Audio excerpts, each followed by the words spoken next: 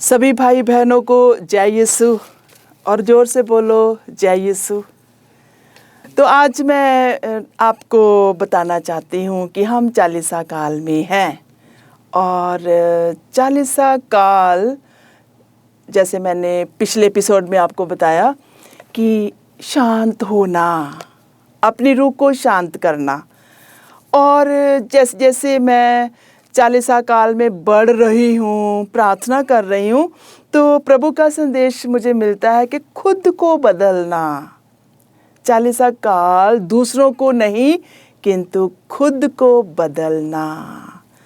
Romeo के नाम अध्याय 12 पद संख्या 2 में लिखा है, आप इस संसार के अनुकूल ना बने बल्कि सब कुछ नई दृष्टि से देखें और अपना स्वभाव बदलें। सब कुछ नई दृष्टि से देखें। चालीसा काल का मतलब सब कुछ नई तरीके से देखना, नई दृष्टि से देखना।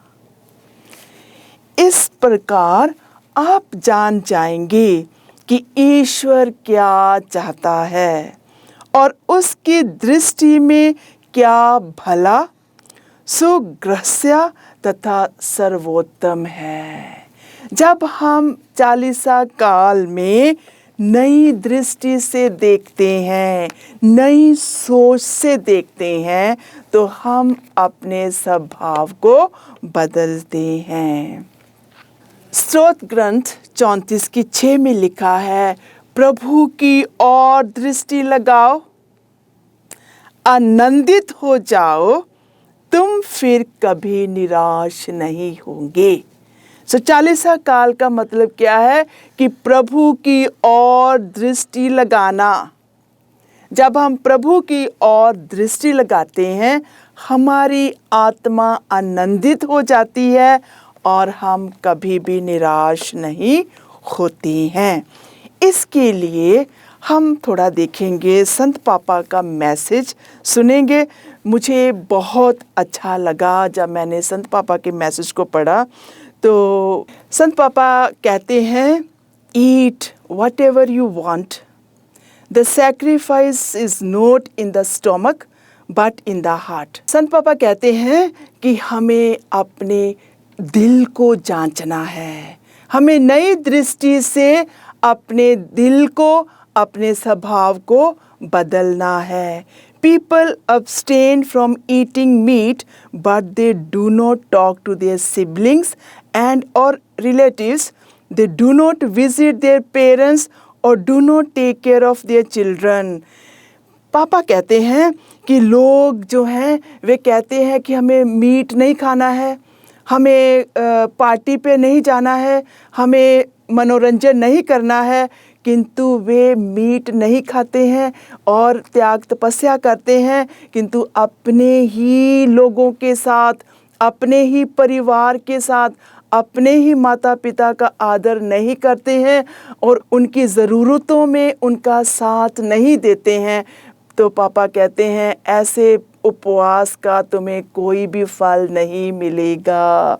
तुम अपने अगर खुद को चेंज करना है तो हमें अपने परिवार से शुरू करना है, हमें अपने माता पिता के आदर भाव से शुरू करना है।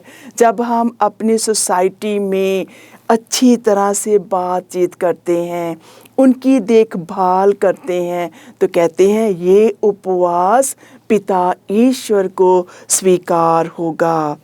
They do not share their food with those who need it most. They distance their children from their father, mother or grandparents.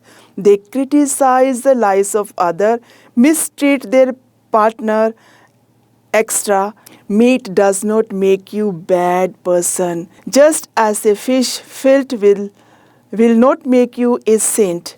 Better to seek a good relationship with God by doing good to others. Let us be less arrogant and more humble of heart. तो मुझे संत पापा का ये message बहुत अच्छा लगा। वे अपने दिल की गहराइयों से ये मैसेज हमें देते हैं।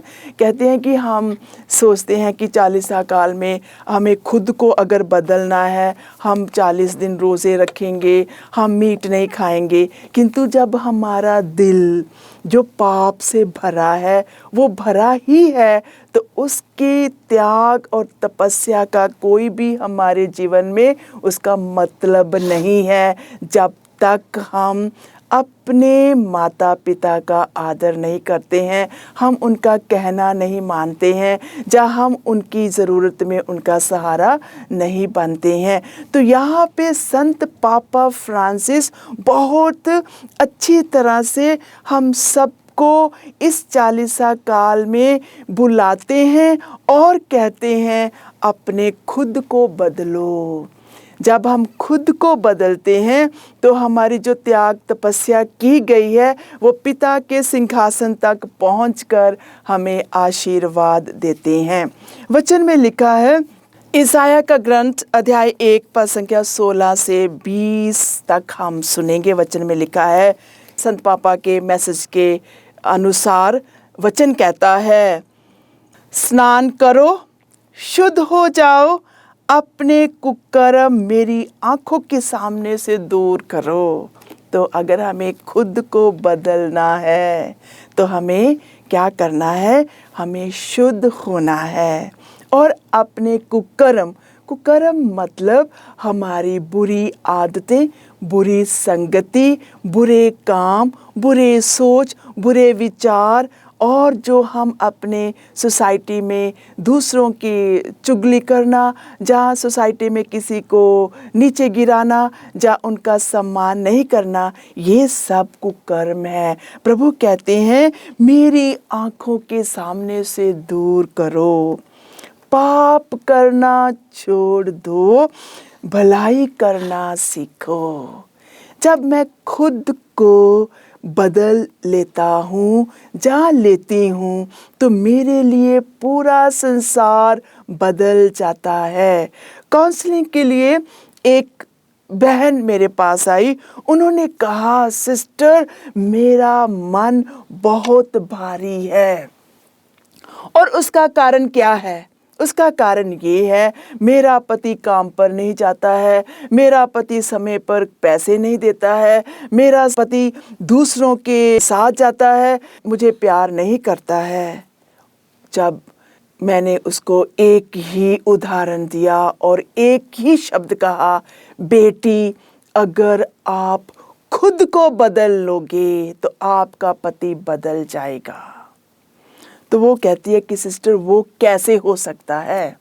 तो वो ऐसे होता है जब हम प्रभु की ओर दृष्टि लगाते हैं तो हम आनंद पाते हैं। तो जब हम आनंद पाते हैं, हमारी सारी निराशाएं दूर हो जाती हैं, हम खुद को स्नान देते हैं, यानी हम नहाते हैं।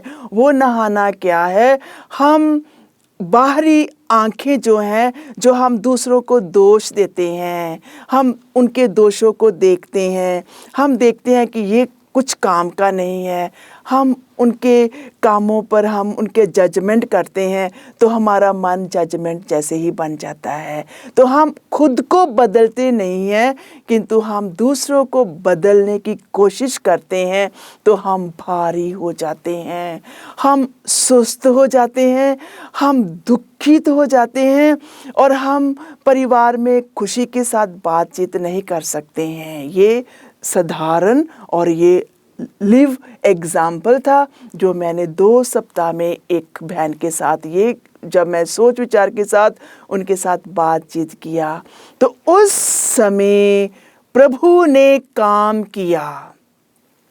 जब वो मेरी बातों को सुन रही थी और मैं वचन सुना रही थी, तो प्रभु ने उसके कानों को छू लिया, उसके हृदय को छुआ और उसी समय उसके आंसू बहने लगे और उसने यही निर्णय लिया कि सिस्टर आज से मैं अपने पति की कमज़ोरियों को नहीं ढूंढूंगी, किंतु मैं जो कुछ कर सकती हूँ मैं वही करूँगी। और आज भी उसका फ़ोन आया था और उसने यही कहा था कि सिस्टर आई एम बेटर, मैं बहुत खुश हूँ, मैं शांत हूँ, क्योंकि मैंने अपनी खुद को पहचान लिया है, मैंने खुद को बदल लिया है। तो प्रभु का वचन कहता है भलाई करना सीखो। उसने अपने जीवन में भलाई करना सीख लिया। उसने अपने पति के लिए दुआ करना सीख लिया।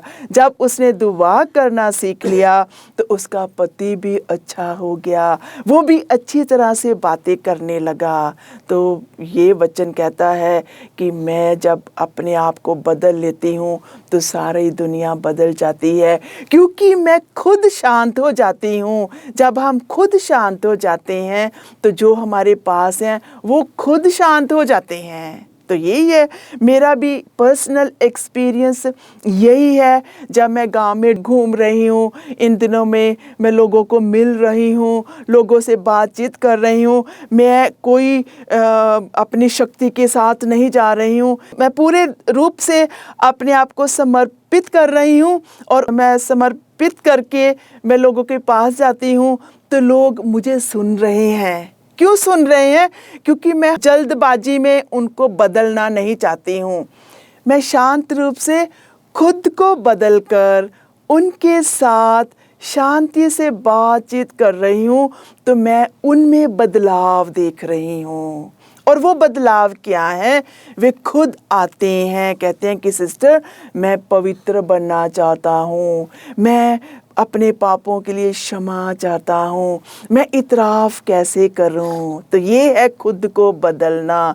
तो अगर हर इंसान अपने आप को बदलकर सोसाइटी में, परिवार में, कलीसिया में जब काम करते हैं तो ऑटोमेटिकली लोग प्रभु के पास आते हैं और हमारे साथ जुड़ते हैं।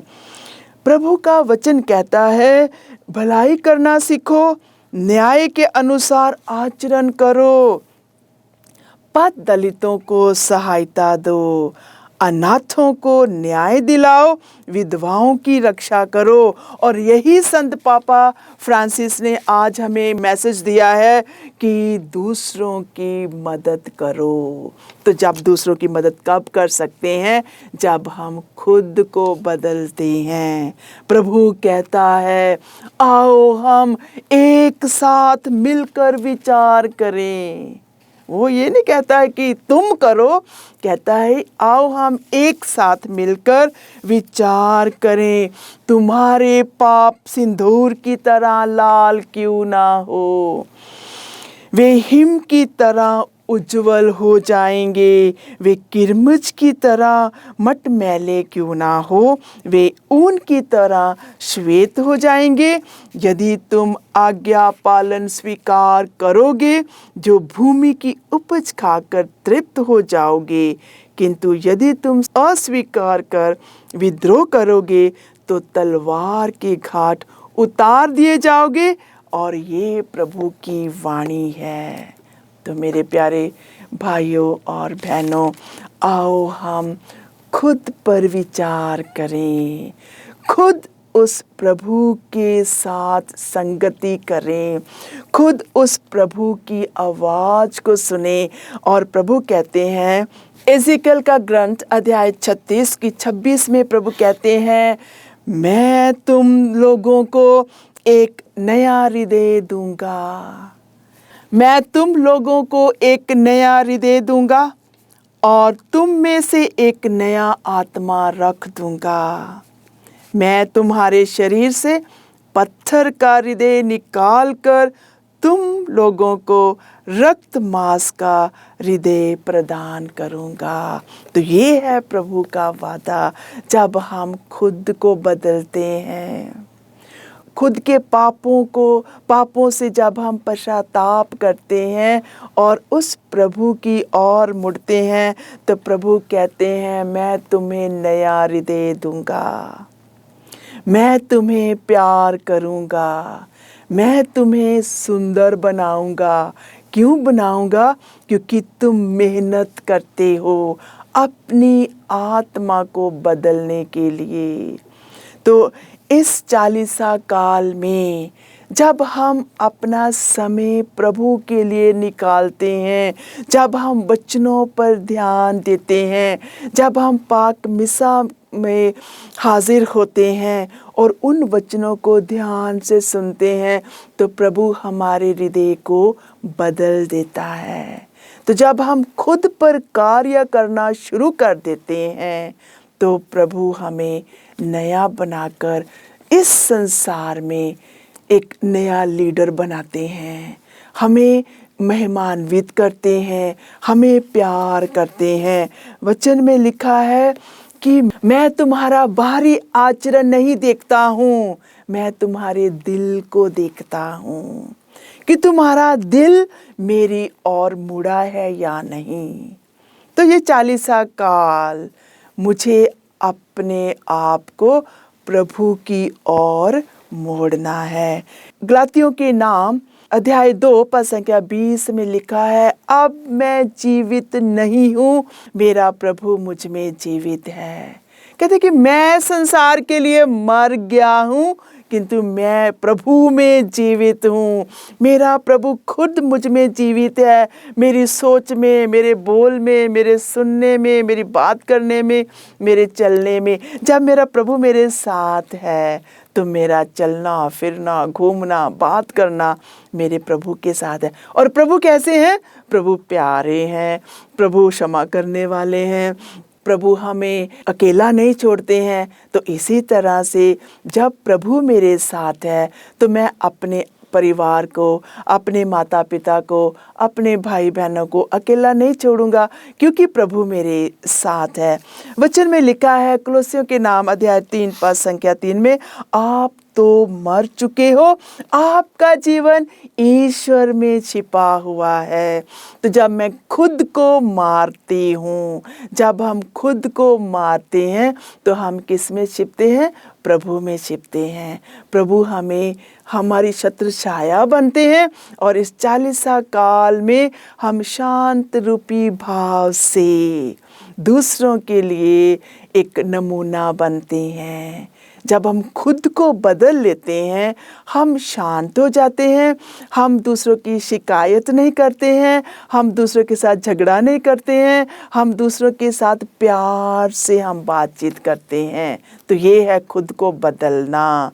वचन में लिखा है इफिसियों के नाम अध्याय 4 पद संख्या 20 से 24 में आप पढ़ना। उसमें लिखा है, अपना पुराना स्वभाव त्याग दो और नए स्वभाव को पहनो। और पुराना स्वभाव क्या है? मैं जानती हूँ कि आप खुद जानते हो कि मेरा पुराना स्वभाव क्या है। मेरा पुराना स्वभाव क्या है? दूसरों के साथ नहीं बोलना, दूसरों की मदद नहीं करना, माता पिता को धोखा देना, जहाँ नशे करना, जहाँ हम कलीसिया में हमें जो बताया जाता है उसको नहीं सुनना। ये सारी बातें हैं, आप खुद समझदार हो जो सुन रहे हो। इसलिए आओ हम अपने पुराने स्वभाव को बदलकर नए स्वभाव में आएं।